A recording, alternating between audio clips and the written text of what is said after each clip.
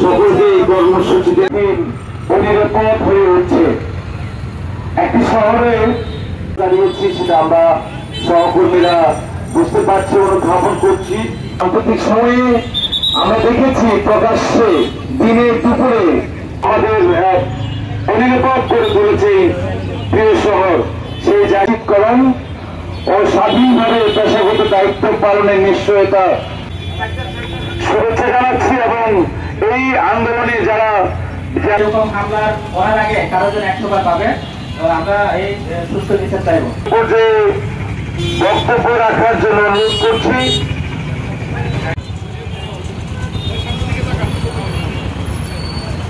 সবাইকে সংগ্রামে তুলে করে খুবই দুঃখজনক। আমাদের যে সাংবাদিকদের তার প্রতি আমরা যথাযথ ব্যবস্থা নেওয়ার জন্য আজকে যারা মানববন্ধন এসেছে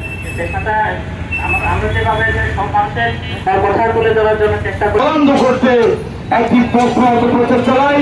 তারা এই শহরের লোক, এই যে কোনো গোষ্ঠীর নয়। আমরা যারা পাহাড়ের সাংবাদিকতা করি, আমাদের কাছে পাহাড়ি মানববন্ধনে সামিল হয়েছেন, তাদেরকে আমার এই কোন সাংবাদিক যেন হামলার শিকার না হয়। বাংলাদেশ আমরা একসাথে কথাবার্তা হয়েছি এখানে, আরো এখান থেকে